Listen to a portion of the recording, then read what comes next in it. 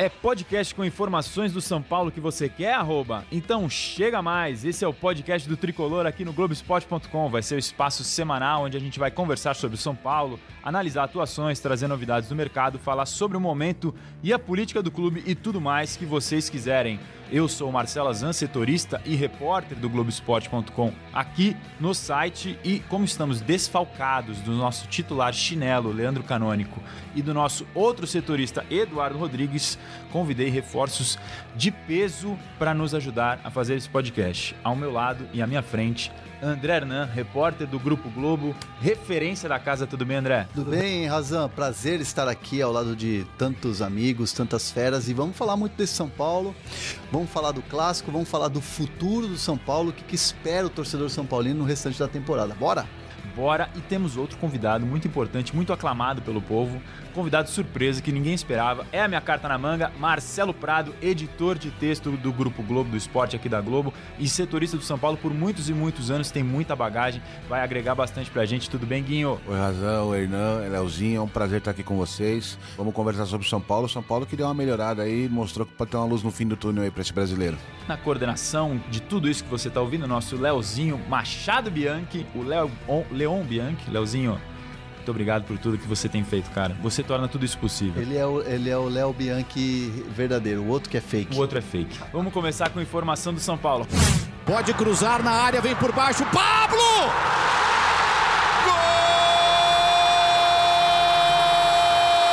Gol do São Paulo! Pablo! O primeiro dele no Morumbi!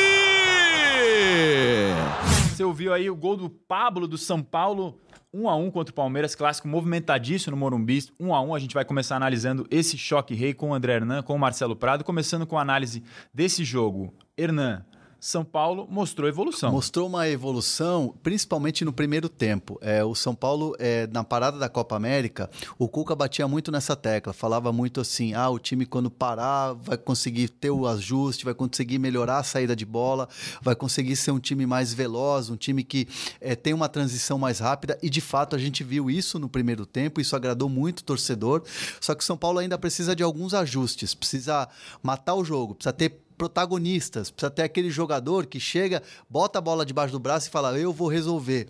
Precisa ter um posicionamento melhor nos jogadores do ataque. A questão do Pato, que a gente vai discutir muito aqui, será que ele volta para marcar? Será que ele cansa na hora de finalizar? O Tietchan muito bem chegando, de repente já não fazendo uma escolha certa ou outra, mas assim, falta muito do posicionamento dos atacantes. São ajustes que o Cuca vai fazer ao longo da temporada, ao longo do Campeonato Brasileiro, ao longo da semana, já que só tem essa competição, mas a evolução que a gente viu no clássico contra o Palmeiras, já dá para o torcedor São Paulo ficar empolgado e pensar num time que vai brigar e que vai batalhar por uma vaga na Libertadores até o fim do ano. Importante pontuar, nós três estávamos no Morumbi, né? No Morumbi, perdão, o André Hernan fazendo a transmissão, o Marcelo Prado também estava lá no Morumbi e eu também estava lá vendo o jogo clássico empatado por 1-1. Guinho, chamamos o Marcelo Prado de Guinho, não se confunda você, nosso ouvinte do podcast GE São Paulo. Você viu essa melhora também do São Paulo? Assim, muito se esperava, tinha muita expectativa por esse período de treinos em Cotia. O São Paulo ficou concentrado lá 2 semanas, depois mais uma semana de treino na Barra Funda. Deu para ver essa melhora no primeiro tempo e te decepcionou a forma como o São Paulo cedeu o empate e caiu de rendimento no segundo tempo? Olha, Raza, eu assisti o jogo, eu estava na arquibancada, assisti o jogo, então você vê de cima, você tem uma noção maior de... A compactação do São Paulo foi muito boa, o time jogou bem mais próximo do que vinha jogando. O Hernan falou, o Tietchan chegando muito, muito na frente. O Tietchan errou muitos passes, coisa que não costuma fazer. Ele, inclusive, no primeiro tempo, o São Paulo teve 2 contra-ataques. Dava umas travadas, né? Dava Quando umas travadas, ele perdia errava a bola. o passe final. Mas assim, eu gostei muito... Mas é um cara que ajudou muito na transição. É um cara que né? ajuda muito na transição. O Luan muito bem. O Luan, até o Dudu fazer o gol, o Luan tava marcando muito bem o Dudu sem espaço. A volta do Pablo foi muito boa pro São Paulo. O Pato passou a ter um companheiro para fazer 1-2. Sabe? O Hernani se apresentando, eu gostei muito do São Paulo no primeiro tempo. No segundo tempo, o que me chamou a atenção negativamente foi o aspecto físico. O São Paulo caiu muito no aspecto físico. O São Paulo cedeu muito terreno pro Palmeiras. E aí fica aquela questão, o torcedor sempre reclama. A questão física, o que faz de errado, agora o Carlinhos Neves saiu, fica sempre aquela interrogação do que acontece com o preparo físico do São Paulo, porque a diferença foi muito grande. Mas eu acho que, de qualquer maneira, ficou uma boa amostragem do que o São Paulo pode fazer nesse brasileiro. Eu acho que o São Paulo aí luta, como o Hernan falou, vaga na Libertadores, direto ou pré-Libertadores. Acho que esse tem que ser o alvo do São Paulo pro restante da temporada. Tem uma luz no fim do túnel, Hernan? Tem uma luz no fim do túnel e não só aquilo que o Guinho estava falando agora do São Paulo melhorar a transição, do São Paulo melhorar essa capacidade de poder de chegada mais à frente. Eu vejo que a própria comissão técnica conseguiu também ter um tempo para poder trabalhar. O Cuca chegou no meio de uma semifinal de Campeonato Paulista, o time era dirigido pelo Mancini com muitos garotos e ele foi perdendo muitas peças ao longo desse início de Brasileirão e na fase final do Campeonato Paulista. Então, o tempo que o Cuca teve de 3 semanas cheias para poder trabalhar aquele refúgio todo que foi lá em Cotia, aquilo foi muito benéfico também pro jogador sentir a confiança do treinador, sentir a confiança na comissão técnica, no trabalho da comissão técnica. Então, se de repente o São Paulo, vamos ser realistas, não vai brigar pelo título, porque o Flamengo está muito acima. Não vai brigar pelo título? Eu acho que não vai brigar pelo título. Vai. São Paulo está com 15 pontos agora, né? Faltam 28 rodadas. O torcedor que está ouvindo a gente agora vai querer bater no celular e vai falar: eu quero matar o André, quero matar o Guinho, mas eu vejo assim que o torcedor do São Paulo, o ano passado, já passou por uma situação parecida de achar que ia ser campeão, e a queda de rendimento que teve o time no segundo tempo. Então, São Paulo, assim, só pontuando, tem 15 pontos, o Palmeiras 26 é o líder, o Santos 23 em segundo e o Flamengo 20 em terceiro. 11 pontos atrás do Palmeiras. É muita coisa para você tirar. Então, assim, hoje, nesse momento, que a gente está falando agora, é uma briga por Libertadores. E é bem possível se esses ajustes, o time for evoluindo. Concorda, Guinho? Concordo, eu acho que tem que ser o alvo. O ano passado o São Paulo lutou pelo título, chegou a ficar em primeiro durante um bom tempo. Terminou o primeiro turno? Terminou o primeiro turno em primeiro, mas se você for... E é engraçado, se você pensar, o elenco de hoje é melhor que o elenco do ano passado. Tem mais opções. Tem mais opções para escalar. Quando o Everton machucava, que não tinha quem entrasse. Machucou o Rojas, enfim, o time sentiu. Mas assim, Palmeiras tem um elenco melhor, o Flamengo tem um elenco melhor, o Santos tem um time mais ajustado. Eu acho que o elenco de Santos e São Paulo são parelhos, mas o São Paulo está mais ajustado com o elenco do que o Cuca, está mais tempo. Então eu acho que assim, o torcedor do São Paulo tem que ser realista. Eu acho que por tudo que errado que já aconteceu no ano, eu acho que uma vaga na Libertadores é um bom caminho para se trilhar. Para a gente fechar já o assunto clássico e seguir em frente com o nosso podcast, eu queria ouvir a opinião de vocês sobre o gol do Palmeiras. É um lance muito fora da curva, muito diferente do normal, estranho. O Volpi fala em bola intreinável, a gente pode até ouvir o Volpi falando e depois vocês comentam. É uma infelicidade, cara. Eu não vou ficar jogando a responsabilidade para cima da luz. É um lance, como eu falei, é uma bola estranha, complicada, intreinável. Ela acaba dando nas minhas costas, entrando e faz parte. Não queria que tivesse acontecido, mas bola para frente, que ainda tem muita coisa e não posso e não devo deixar me abater por um lance inusitado como esse. Hernan, bola sobe muito, desvia o chute do Dudu, desvia no Reinaldo e bate na trave, bate nas costas do Volpi e entra. Para vocês, foi falha? Infelicidade. Eu não vejo como falha. Eu acho que se a gente for citar alguma coisa, eu vou além. A iluminação do Morumbi pode ter atrapalhado. O Cuca falou sobre isso, o próprio Volpi falou. O Everton falou isso criticou também, né? duramente, falou que é a pior iluminação que ele já teve no estádio. Porque se você for olhar atrás dos gols, para quem vai ao Morumbi, ali, né? Atrás dos gols, é uma escuridão. E aí, nas arquibancadas também. E aí, de repente, você tem uma visão do meio campo ali totalmente iluminado, porque a luz ali é forte, o refletor é forte, só que agora tem um telão. Imagina isso pro goleiro que tem que ter uma tomada de decisão num segundo, uma fração de segundo. Então, assim, é muito complicado falar em falha. Eu prefiro dizer que foi uma infelicidade por a bola ter batido nas costas do Volpi, mas eu acho que a gente não pode fechar o olho para a questão do Morumbi, para a questão da iluminação do Morumbi. Antes de ouvir o Guinho, só queria uma dúvida. Você trabalhou na Copa América, teve jogos no Morumbi. Teve eu não jogos trabalhei não chegou a trabalhar. No Morumbi, não. Mas assim, vocês ouviram alguém falar sobre, porque foi inaugurado em março essa nova iluminação no Morumbi e até então, pelo que eu tenha me lembrado, assim, ninguém tinha falado sobre isso. Foi a primeira vez que eu escutei alguém falar mal da iluminação do estádio. Eu não tinha escutado antes, não. A sensação que eu tenho quando eu trabalho nessas novas arenas e trabalho, por exemplo, no Morumbi, eu sinto que o Morumbi hoje ele é muito parecido com o Pacaembu. E o Pacaembu, na questão da iluminação, já foi alvo de várias reclamações. Mas essa reforma, eles dizem justamente que aumentou muito a capacidade de lux, que é a medição de luz. Mas aí, se você for olhar atrás dos gols, e aí eu tô falando em amplitude, né, da visão geral de quem está se movimentando dentro do campo, isso pode atrapalhar quem está ali no gol e de repente tem um reflexo ali, a bola vindo, e aí você tem uma parte mais escura, uma parte que é muito clara. Então, assim, a sensação que eu tenho do Morumbi agora com essa nova reforma, com o telão, com a nova iluminação, em relação às novas arenas, é que essa luz, ela precisava ser geral. Ela não pode deixar um ponto ali escuro, completamente escuro, onde fica, por exemplo, a torcida organizada do São Paulo e fica a torcida da cadeira vermelha, se não me engano, que é do outro lado. Então, assim, é uma questão de você equalizar tudo ali, né? Eu acho que mais infelicidade do Volpi, até porque o Volpi vinha fazendo uma grande partida, né? No começo do segundo tempo ele catou uma bola, queima-roupa do Daverson, né? Deu azar ali, acho que talvez a hora que ele subiu ele perdeu um pouco a referência por causa da iluminação e ainda deu azar, porque se ele não vai na bola, a bola bate na trave e não entra, né? Ele foi na bola, a bola bateu na trave nas costas dele e mudou a direção da bola e entrou no gol, quer dizer, muito azar também, né? Mas acho que o Volpi, inclusive nos últimos jogos, até antes da parada, o Volpi vinha sendo, se não o melhor, um dos melhores jogadores do São Paulo, enfim, o São Paulo depois de muito tempo voltou a ter um goleiro de confiança. Acho que eu vou colocar com o Hernan, acho que mais infelicidade mesmo. Para fechar o nosso assunto clássico, pontuando, o torcedor do São Paulo ficou muito preocupado em relação ao Pablo, teve aquela queda feia, assustadora. O Pablo teve uma lesão no ligamento do tornozelo, mas não vai ser um caso que precisa de cirurgia. O São Paulo imagina nos bastidores que é algo que até um mês pode ser que solucione, 3 semanas, é isso, né, Hernan? 3 semanas e assim, pelo que eu pude apurar, conversando com algumas pessoas da comissão técnica ali, pessoas próximas ao Cuca, o Raniel vai ser titular. O Raniel é o jogador que vai fazer essa função já no jogo contra a Chapecoense. Entrou no intervalo já, né? Entrou no intervalo e a avaliação da comissão técnica foi muito positiva em relação ao desempenho do Raniel. Então, assim, é claro que o Pablo vai fazer muita falta pelo jogador que ele é e pelo jogador que ele é também nos bastidores.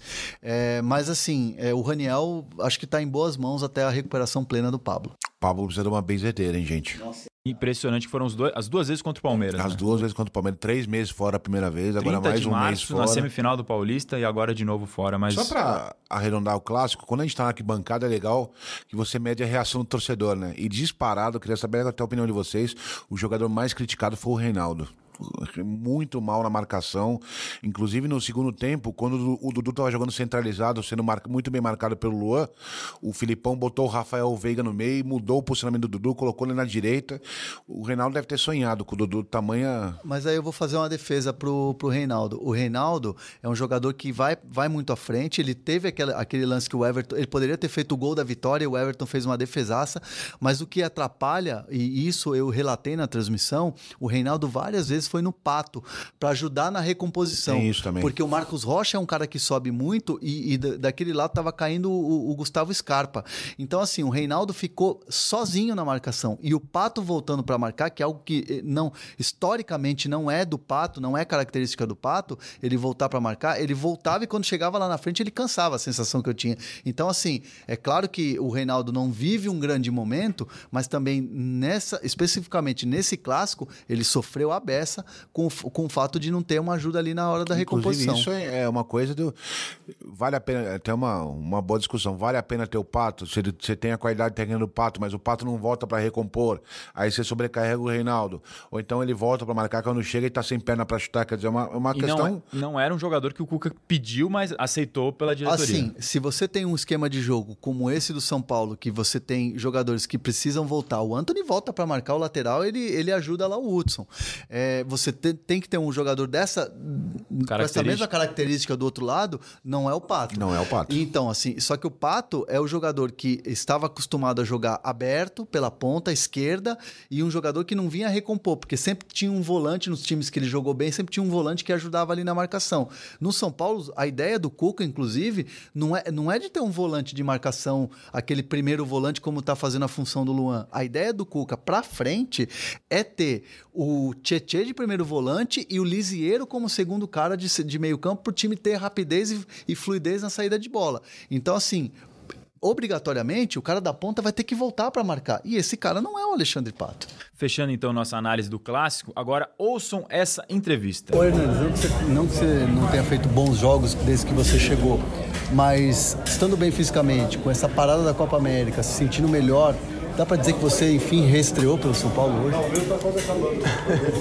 Não, acho que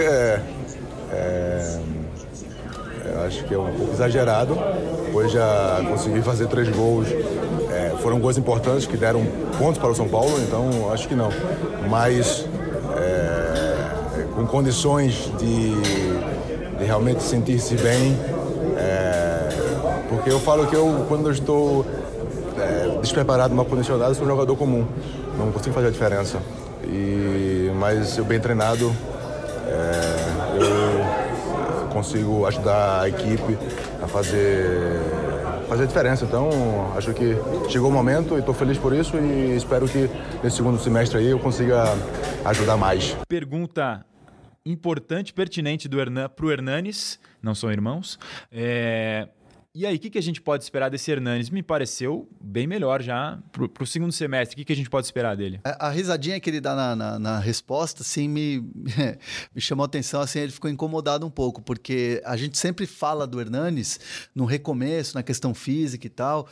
Chegou-se até a cogitar que ele estava com depressão, enfim, algo que absolutamente não teve mesmo. Né?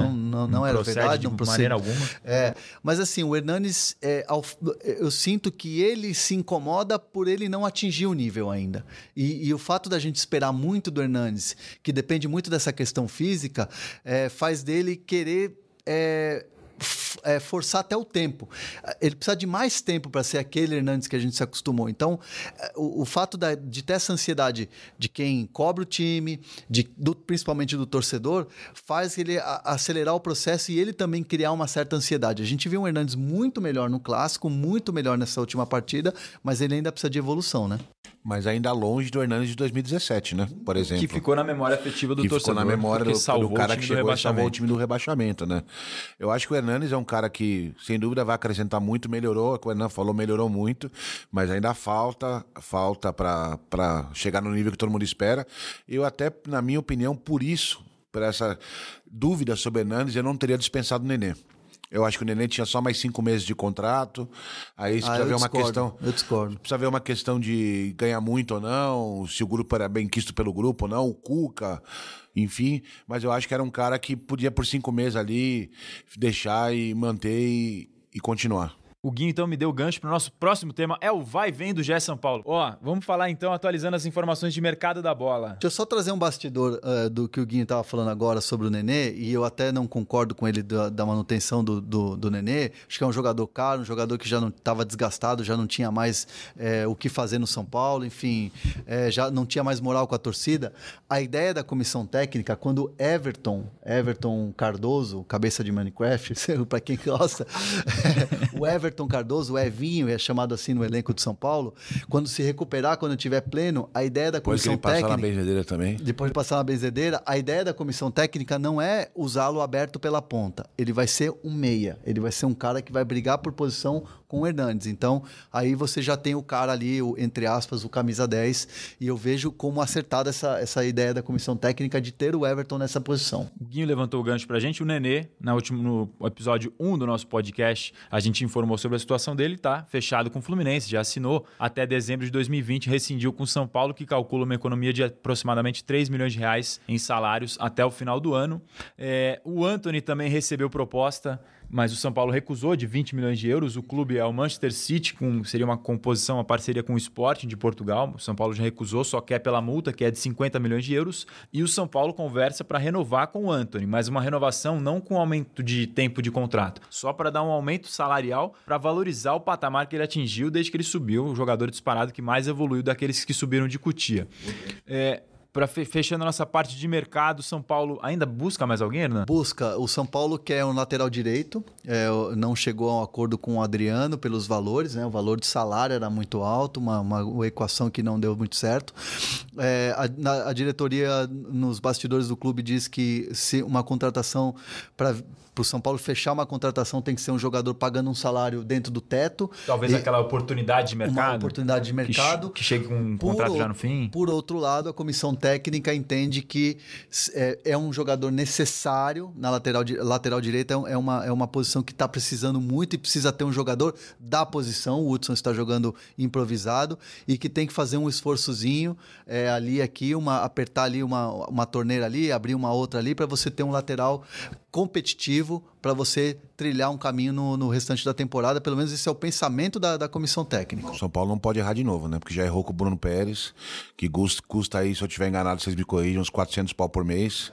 Quer dizer, não pode errar de novo como errou com o Bruno Pérez, porque aí você não joga, gasta. Quer dizer, o Hudson tá dando conta do recado, tem o Igor Vinícius que alterna boas e más atuações, enfim, ainda não dá pra você falar o Igor Vinícius vai ser titular, enfim. O Igor Vinícius, ele tá sempre irregular, né? Tá sempre jogando mal. Brincadeira. Que maldade.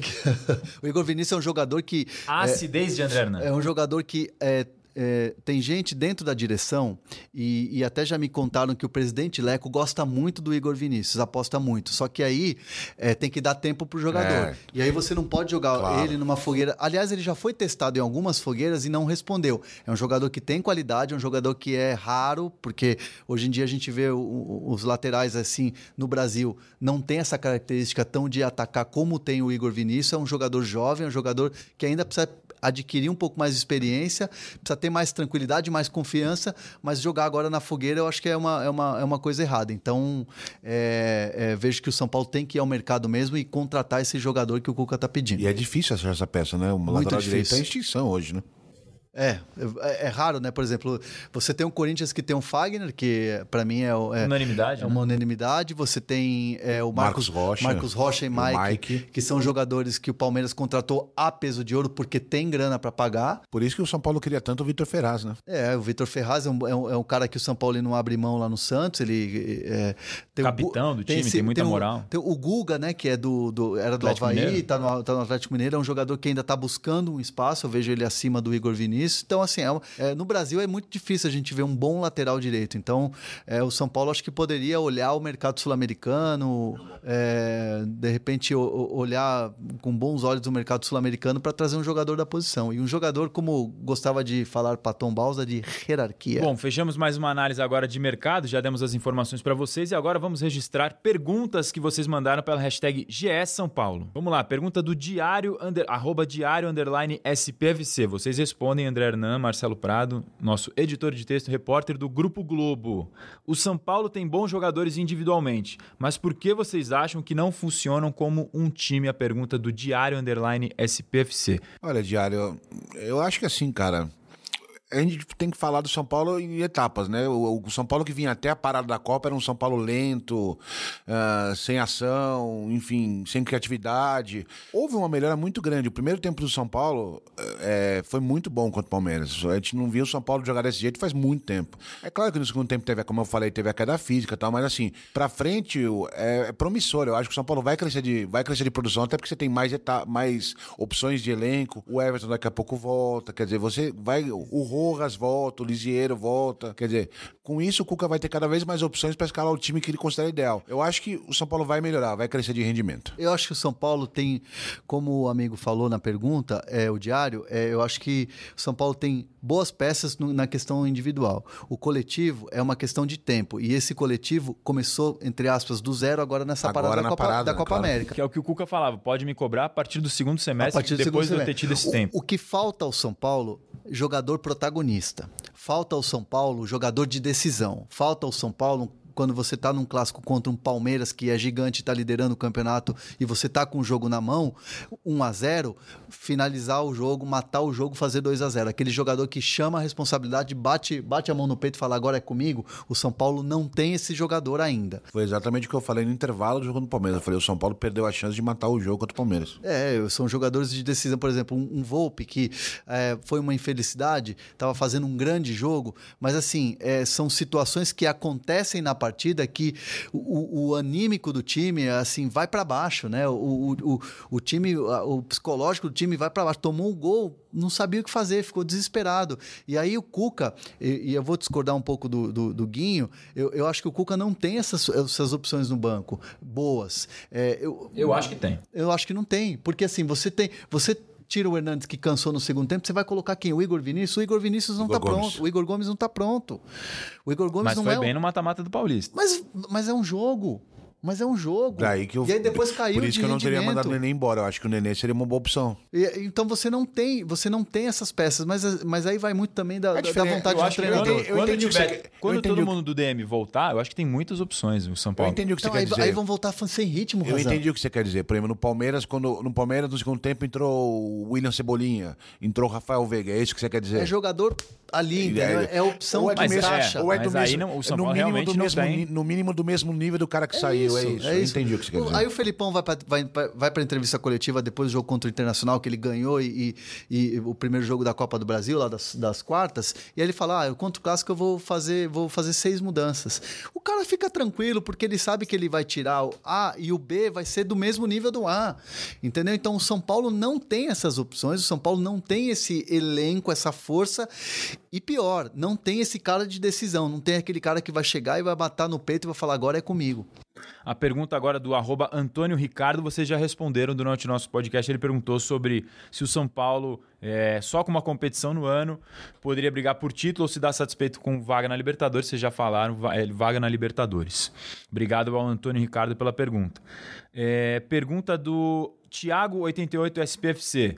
O Wagner Mancini ainda tá no São Paulo? O cara sumiu. Não sumiu. Eu acho que ele tá fazendo a função dele agora. Não aparece nas câmeras, né? Na verdade, antes que ele tava aparecendo demais. Porque ele tava como técnico interino. Exato. O Mancini é um baita de um profissional, é um cara que é muito bom de grupo, os jogadores gostam muito dele. Só que assim, agora ele tá fazendo a função dele. O que é? Bastidor. Coordenar, bastidor, é o vestiário. Às vezes, muitas vezes, até é um trabalho de administrativo, é um trabalho, entre aspas, braçal. Então, assim, é um cara que não vai aparecer lá do lado do Cuca, não vai tomar decisão, não vai ficar dando entrevista, não é um cara que vai ficar lá na frente do CT no treinamento quando a gente tem acesso, que vai ficar dando ordem em jogador. É um cara que vai fazer o trabalho dele, que é de coordenação, que outros passaram por lá e também passaram desapercebidos. Então, o Mancini vai cumprir o contrato dele até o final do ano. A promessa dele com o Raí foi essa, que eles firmaram, e depois eu entendo, e até pela vontade dele de ser treinador e a saudade que ele tem, que eu soube que ele está com muita saudade do campo mesmo ali, daquela coisa de treinador, acho que vai acabar optando, de repente, até sair para São Paulo, se não está descartado. Acho que o Hernan resumiu bem. O foco agora é no Cuca, o Cuca fazendo o trabalho dele de campo, fazendo o time reagir, melhorar de produção. O Mancini fica na retaguarda agora, acho que tá bem tranquilo essa questão. Mais uma pergunta do SPFC Will. Como o elenco reagiu ao afastamento eu coloco aspas aqui, do Nenê e do Jusilei? Eles eram amigos da maioria do grupo? Só para pontuar, a gente já explicou do Nenê, o Jusilei, mesma situação, assim como o Bruno Pérez. Eles não foram liberados da volta dos treinos em Cotia e estão aguardando uma situação para definir o futuro, não fazem parte dos planos do São Paulo. Mas é assim, os jogadores foram nas redes sociais, né, no post do Nenê, mandaram força, valeu Guerreiro, foi bom você estar aqui com a gente e tudo mais, mas assim, na hora que você percebe, e quem tá jogando, quem tá no elenco, quem tá ativo ali no clube, sabe que tem jogadores desse nível, desse tamanho, e que não estão ajudando, que não estão sendo escalados, não fica aquela situação de, eu tô bravo, não vou fazer greve porque o fulano tá indo embora. Um elenco grande e um futebol tão rotativo, que entra, sai jogador a todo momento, não fica aquela situação, o elenco reagiu mal, o elenco elenco reagiu bem. Claro, no pessoal é diferente, como a gente aqui numa empresa. Se daqui a pouco alguém sair aqui, a gente vai falar, desejo boa sorte, que bom, vai continuar mantendo contato. Então, no futebol não é diferente. Esses jogadores não estavam sendo utilizados, já não faziam parte dos planos da comissão técnica, é uma saída natural e isso, o elenco trata isso também com muita naturalidade. Eu só uma coisa, isso me chama muita atenção, a bipolaridade do São Paulo. Há 1 ano e meio, no início de 2008, o Jusilei era titular em... No início de 18, né? O Jusilei era titular inquestionável, o São Paulo foi lá, contratou ele por 3 milhões de euros. O cara... Não vou entrar no mérito de quanto ele ganhava na China, o quanto ele reduziu, quer dizer... Mas ele abriu mão de muita coisa pra vir, mudou a família, o caramba, tudo certo. 1 ano depois o cara não presta mais. Não é que ele não serve, vamos tentar você de líbero, de zagueiro, alguma coisa. O cara não serve mais, o Nenê não serve mais.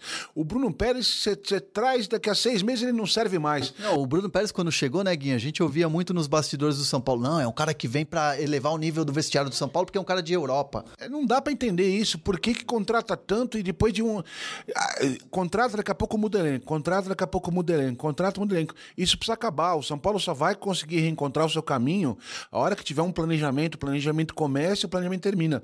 Não dá pra toda hora você começar o planejamento do São Paulo e no meio você corrige. O São Paulo toda hora tá corrigindo o planejamento, isso precisa acabar. Sempre em reformulação, né? Como a gente falou no primeiro episódio. E a questão toda é... O Bruno Pérez chega com o nível Europa porque o Militão estava indo para o Porto e teve no Real Madrid teve agora. Uma cheadeira danada da torcida. Como é que vai liberar o jogador que não queria ficar no São Paulo, não queria renovar. O São Paulo fez de tudo para renovar com ele. Né? Então é uma situação que o São Paulo precisa abrir, de fato, ter um norte. E eu acho que com a chegada do Cuca, eu entendo que acho que o São Paulo vai, pelo menos, melhorar no quesito planejamento. Eu acho que o Cuca... Alguém precisa parar de ser bipolar, não sei se esse é o termo, enfim, alguém precisa parar e pensar com calma e falar, gente, nós começamos um elenco com 30, vamos terminar com 20. Porque se você pegar esse elenco que termina o ano para começar o ano que vem, você já começa o São Paulo com um rumo, com um caminho. Não dá para chegar no fim do ano, vamos mandar 15 de novo e contratar mais 15 de novo. Tá tudo errado. Tudo errado. E assim, o São Paulo muito contratando por humor da torcida. A torcida quer tal jogador. Na questão do Pato. Entendo que o Pato é um grande jogador, entendo que o Pato é um cara tecnicamente indiscutível, mas daqui a pouco, se ele perder a vaga no time titular, vai ter chiadeira do torcedor, e aí como é que vai ficar a diretoria? Foi um pedido exclusivo do presidente Leco, que teve que convencer o treinador que achava que queria um jogador queria um jogador de outra característica. Então, e tudo isso tem que parar no São Paulo. O São Paulo precisa planificar as coisas. Eu acho que essas mudanças também passam pelas mudanças de treinador, principalmente. Né? 3 treinadores nesse ano. E cada treinador com um perfil diferente, né? Exato. Aí não tem como fazer. Para fechar nosso podcast, informação do Brasileirão Feminino Série A2, quartas de final, Taubaté venceu o São Paulo por 1-0. São Paulo precisa vencer o próximo jogo, domingo no Pacaembu, jogo da volta, para conseguir seguir vivo e classificar para a semifinal. Classificando para a semifinal, sobe de divisão. Entrada gratuita nesse jogo. Muito legal. Muito obrigado, quero agradecer o convite e a participação luxuosa de André Hernan. Não, tô sempre... Pode me chamar para todo podcast. Está à disposição? Tô à disposição sempre. Jogador de grupo. É isso. Leandro Canônico chinelou, Eduardo Rodrigues chinelou, Marcelo Prado, muito obrigado pela participação, um prazer tê-lo conosco. Foi um prazer, gente, quando precisar, tô à disposição. É isso, galera, esse foi mais um podcast GE São Paulo aqui no Globoesporte.com. A gente se vê toda semana aqui no link globoesporte.com/podcasts e nas plataformas de podcasts da Apple e do Google. Só lembrando, semana que vem o São Paulo joga com a Chapecoense na segunda-feira no Morumbi, portanto, nosso encontro aqui no GE São Paulo vai ser na terça-feira, beleza? Valeu, um abraço!